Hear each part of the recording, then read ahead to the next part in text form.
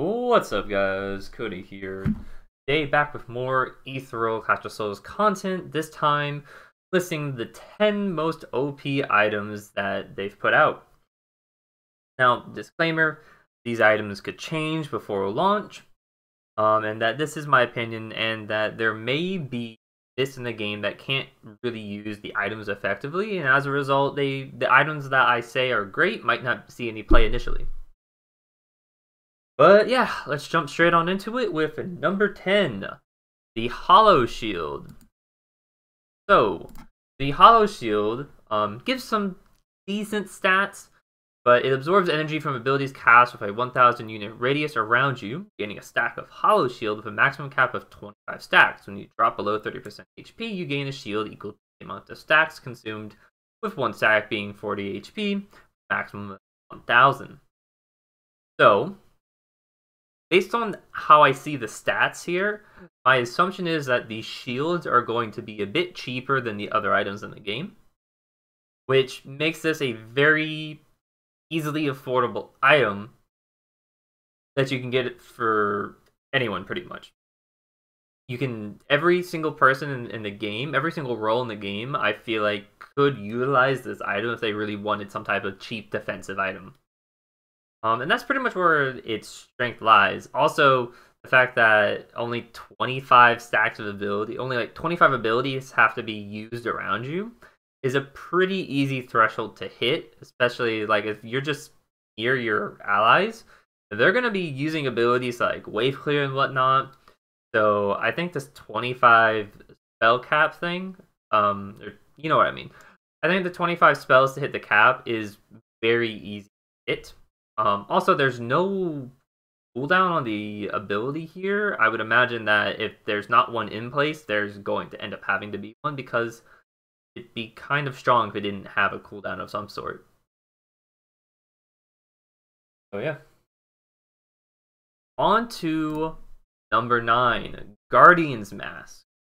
So Guardian's Mask, when you initially look at it, you don't really understand the implications of how strong it's going to end up being.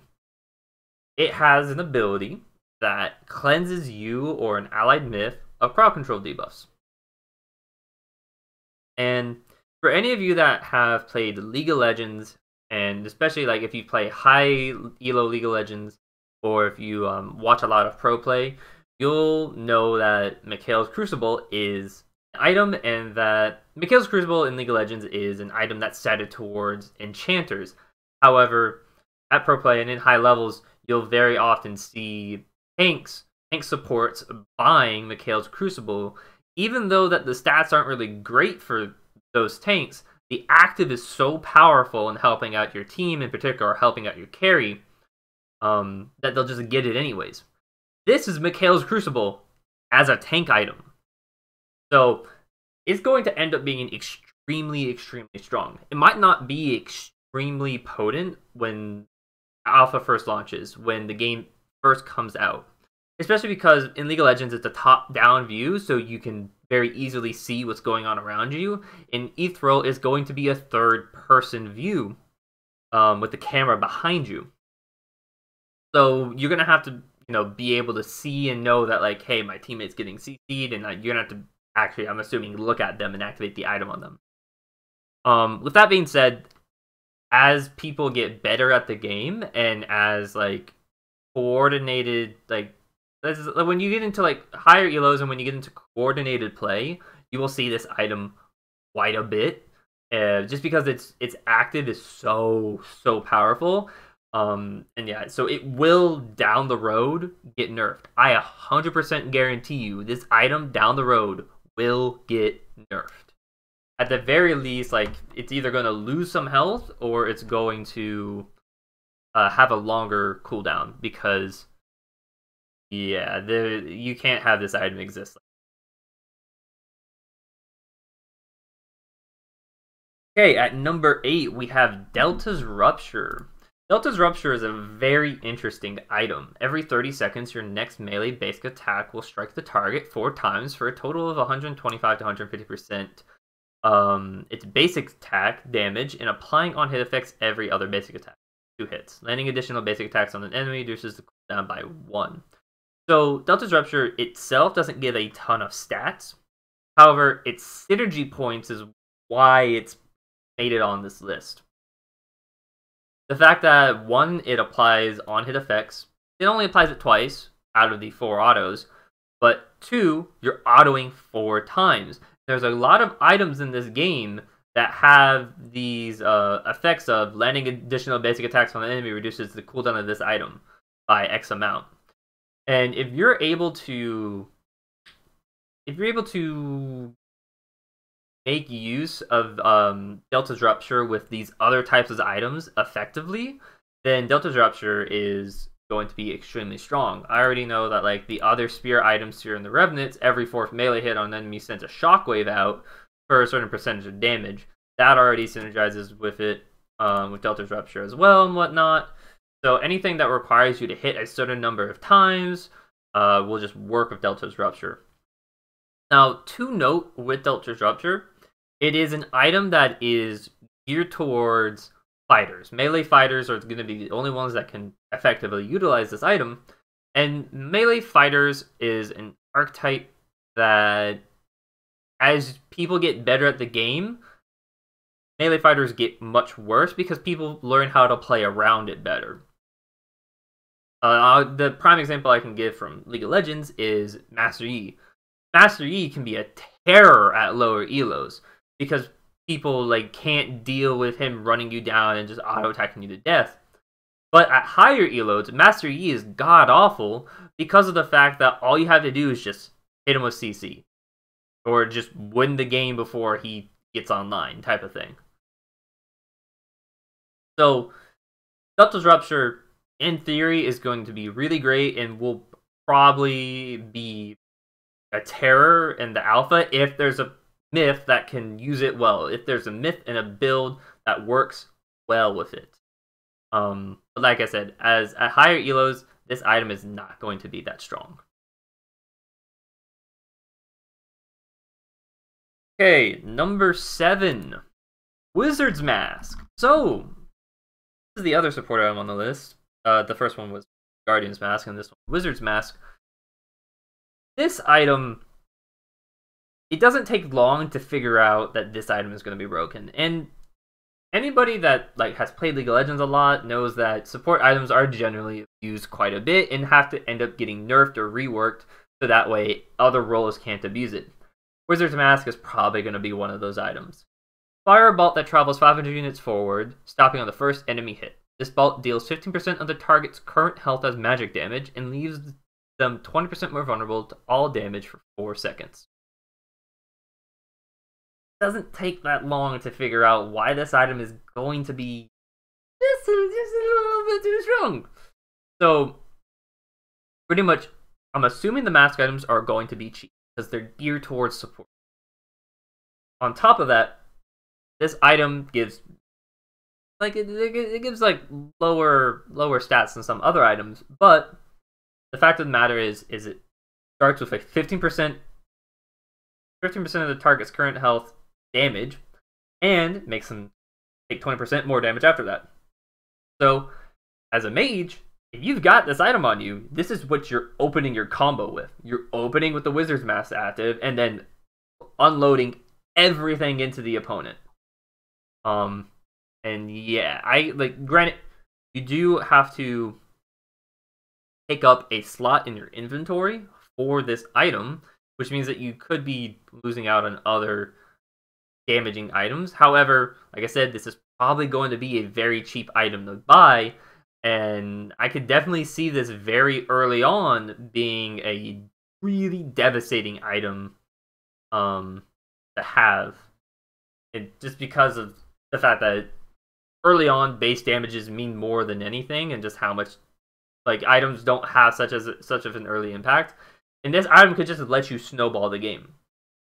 Even still, if mages can't effectively use this item because they need the other items more, this is still a very strong item on just mage or enchanter supports, the ones that this item is actually in for. Just because of everything else, just because of its active general. But I can see this just being a little too strong and definitely needing it to be toned down quite a bit.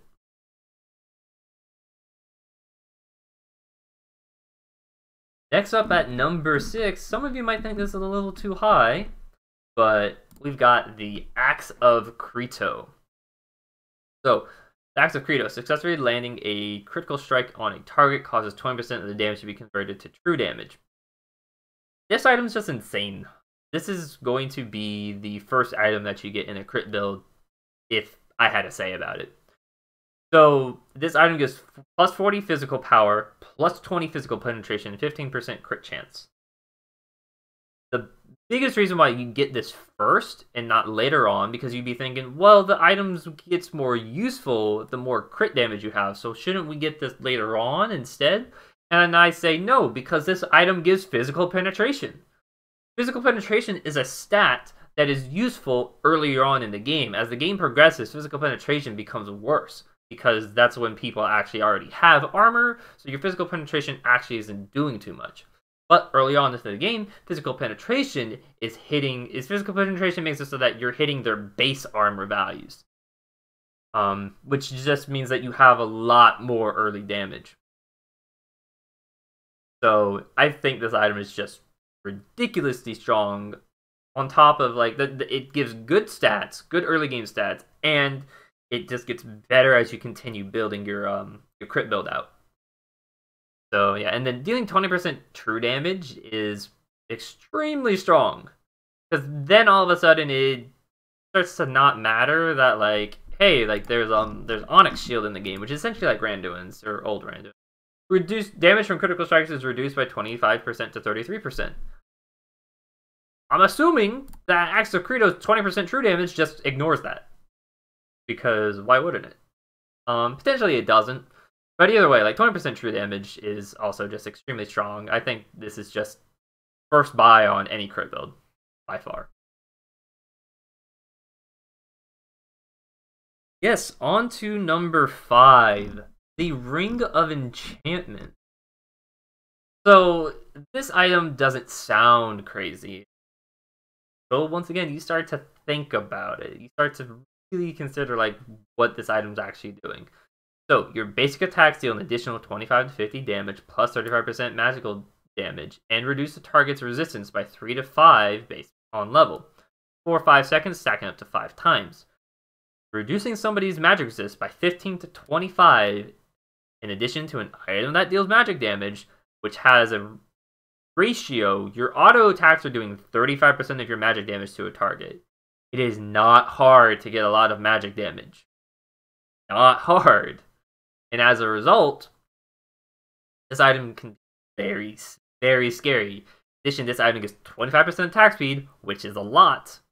And the 15 magic power and the 15 magical penetration is kind of meh. The biggest thing here is it gets 25% attack speed. So overall, this looks like it's gonna be pretty scary in any type of AP attack speed build. It looks like it's gonna be decently scary on any type of on-hit build as well, because you can have a hybrid on-hit build. And while in those hybrid builds, the 35% magic power ratio won't be as significant because you won't have as much magic damage, it will still output a ton of damage, especially just, once again, you're reducing the target's magic resist every time you auto them. And that's just insane. That, to me, is just insane with the fact that you're already getting a lot of attack speed with this item. This item gives more attack speed than some of the bows in the game. Which, yeah, we'll get to one of them later. But, we can click on Medusa String. Medusa String gives 35% attack speed. Actually, it gives about as much attack speed as the other bows in the game. Either way, though, this item is still extremely strong in my opinion. Okay, so for fourth item, we've got Cosmic Rod. Yeah, this item is a little bit worrisome to me. Every 10 seconds, reduce the cooldown of your abilities by 1 second. Assisting or killing an enemy myth immediately reduces the cooldown of your abilities by 5 seconds. 120 magic power, plus 30 move speed. So, from the passive alone, it sounds pretty strong. Every 10 seconds, you reduce the cooldown of your abilities by 1 second. The fact of the matter is that this itself isn't that great, with the exception that it's also applying towards your ultimate. And then reducing the cooldown of your abilities by 5 seconds means that you can have a very strong snowball effect, especially because it can also make it so that your ult is back up even faster. So pretty much the roles that are going to be using this item well are going to be AP assassins, because they are going to really enjoy getting this extra cooldown reduction for free while getting this extra magic power. And then the kicker of this item is that it gives plus 30 move speed. That is insane that it gives plus 30 move speed. Because if you look at boots, this is one of the final tiered boots, they give plus 60 move speed.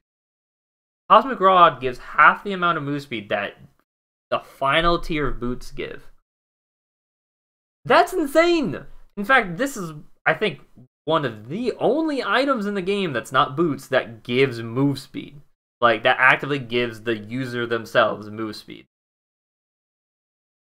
And I just think that's insane. I think this item is going to be super, super good. Granted, there does have to be a myth in the game that can effectively use it. Like I said, AP assassins are going to use this very well. But, like, imagine, like, think of Katarina.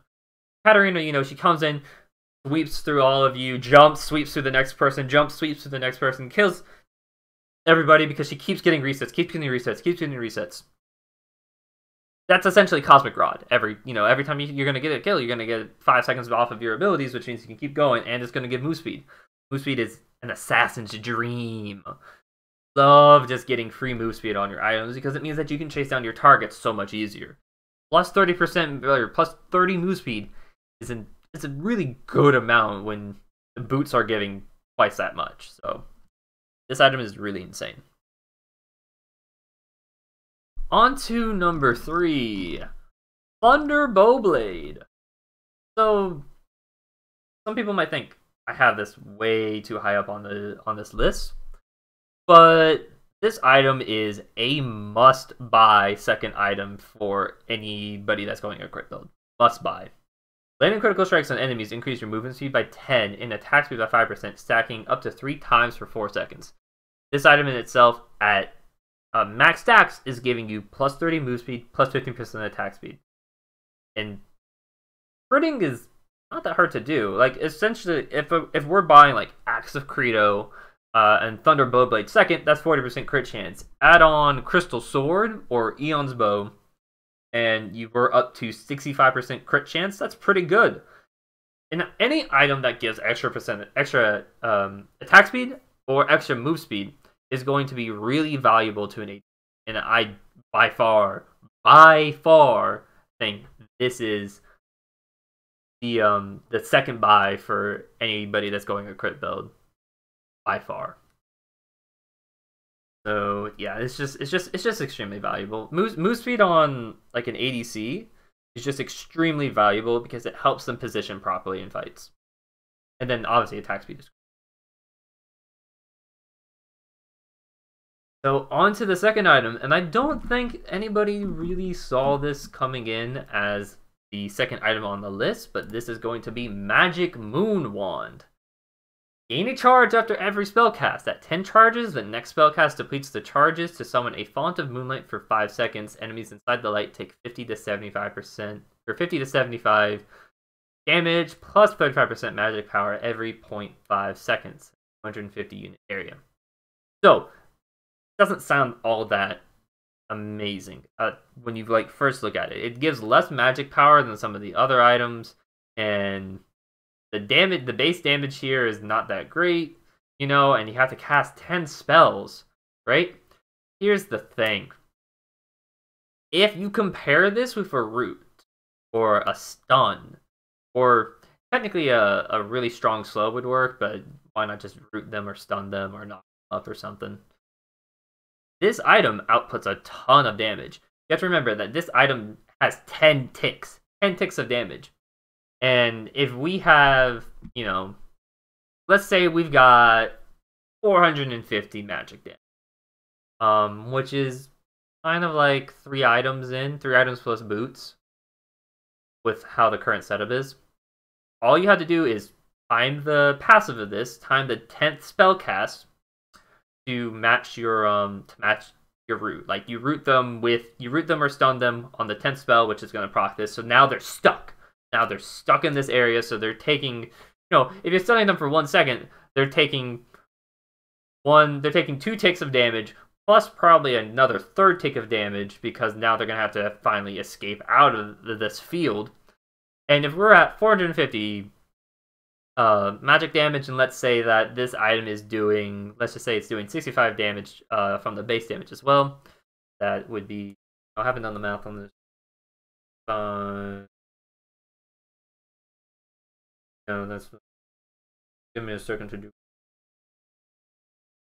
195 from the base damage, plus if we've got 450, that's another 5. Yeah, so that's... Sure. Yeah, you're looking at approximately... Yeah, you're looking at 600 damage. More than, right? No, 600 damage. Yeah, you're looking at 600 damage. If you've got 450 AP, and we say that the item is doing 65 base as well, and we say that we're doing 3 ticks of damage, which is 1.5 seconds of them being stuck in here, which is pretty reasonable if you have a stun or anything. Like, as long as, like, if you have a 1 second stun, this will work. 1 second stun, 1 second root. This item itself is doing 600 damage. That's not to mention the fact that this is 600 AoE damage, and if somebody's stuck in this for longer, then it's going to be even more damage. Like, that 600 damage is only for 1.5 seconds out of the 5 seconds this field is up. Enemies have to escape from it. They just have to. If you can't escape from this, you're taking a shit ton of damage. Like, in total, this item's doing what? Like, 35 is what? That's 200. This item in total is doing 2,000 damage over the entire course of the thing. Like, if you don't escape this, you're taking 2,000 damage if you just sit in it. You have to escape from it. In addition, this item gives 20% CDR, which I think is really nice. I think because none of the other, like, high AP items give CDR. The staffs are very much like hit hard AP items, but none of them give cooldown reduction. And for an item like this, it's pretty nice to have that. It's not necessary though. Definitely not necessary, because all it requires is for you to, like, just properly set up your combo, so that way this goes off with the combo properly. But yeah, Magic Moon Wand, it's just going to be super strong. And if, granted, the one thing is somebody has to be able to effectively use it. There's no one that can effectively use this. If there's no mage that has a root in their kit, this item's going to be pretty bad. But if there is a mage that has a long, like a 1 second stun, a 1 second root in their kit, oh my god. You better watch out, because this item is going to be so OP on them. Okay, and now for the final item. I'm pretty sure this isn't much of a surprise to anybody. If you have if you have an understanding of, like, why this is, like, when you looked at this item, you probably definitely thought, wait, this item is so broken. And because it is, and that's going to be Redemption Gauntlets. Upon taking lethal damage, meaning you die, gain 35% of your max health and become immune to damage for 3 seconds. During this time, deal 75% reduced damage. Do any of you understand how broken this item is? Granted, this is not a first item buy. This is not a second item buy. This is pretty much a 5th or 6th item buy. This is one of your very, very last items that you're getting. The thing with this item, though, is that it's a GA. Anybody that plays this league knows that what Guardian Angel is, knows that when you die, you're stuck in this little stasis revive animation, and when you come back, you have health back. The thing with Guardian Angel in League of Legends is that you are stuck in place, and that you are not doing anything during that revive, and it's a pretty big deal, because if you get caught out or something like that, if you get caught out, your Guardian Angel actually doesn't save you. It's just gonna get wasted because everyone's just gonna sit there and wait for you to revive back. And in team fights, if depending upon when you die, your Guardian Angel might not mean anything. However, Redemption Gauntlets is completely different. You immediately come back. Immediately come back. Get all of your health back, and well, all of your health. Get 35% of your health back immediately, and you're immune to damage for 3 seconds. Which means you can reposition yourself to get to safety during those 3 seconds, or you can fight back. What if you were in a 1v1 and you almost killed the guy, but he killed you first? Well, now you just kill him. Now you just win. This is why the item is just so broken. And yeah, you deal 75% reduced damage, but probably only need 25% damage to actually kill somebody at that point if you're actively fighting them. If an assassin shows up and wipes you out, then good for them. This item will just get you to safety and whatnot at that point. But for the most part, this item is so insane. You can have this on literally everyone. Literally every single person in the game. I don't care what your build is, what your type of role is or anything. Every single person in the game should probably getting this item as one of their final items because it's so strong. Maybe you could argue that tanks don't need it, but on top of its passive, it does also give 800 health and 20 armor, which will also make you a little bit harder to kill. Granted, it's going to be at the end of the game when you're getting this item, so it's not going to mean much at that point. But yeah, this item is just insane. Trust me, if we put this item into League of Legends, if we take out Guardian Angel, we put Redemption Gauntlets into the game, it would be nerfed into the ground so fast you wouldn't even everyone would just be going, why is this item in here? Why did GA get this big of a buff? It's just insane. Because also, think of the implications that you have being able to attack and not take damage for 3 seconds. You're getting 25% reduced damage, but if you have any lifesteal, you can heal during that. If you have any CC, you can use that CC during that to help your team win the fight. If you have somebody there to heal you, you're getting health back. And once again, you can just clean up people if they're low. It doesn't matter that you're dealing 75% reduced damage. Just the implications that this item has and the amount of power that this item is going to give is insane. This does, like I said, if you're not getting this as your last item, you better be a tank, because every carry and probably a good chunk of supports, yeah, the only role I could see not wanting to get this necessarily would be a tank. Even then, I still think it's extremely strong. So yeah, that is my 10 OP items for Ethereal Clash of Souls. I've done a couple other videos on Ethereal already, so you can check those out on my channel. But yeah, you can expect to see more videos on Ethereal, especially as more information is released about the game, and especially when the game finally comes out in its alpha, especially if I play it. But yeah, that's gonna be it, guys. Thanks for watching. If you enjoyed, remember to like and subscribe, and let me know what your thoughts are on items down below. Yeah, oh, and as a reminder, I stream over on Twitch, twitch.tv/CW5136.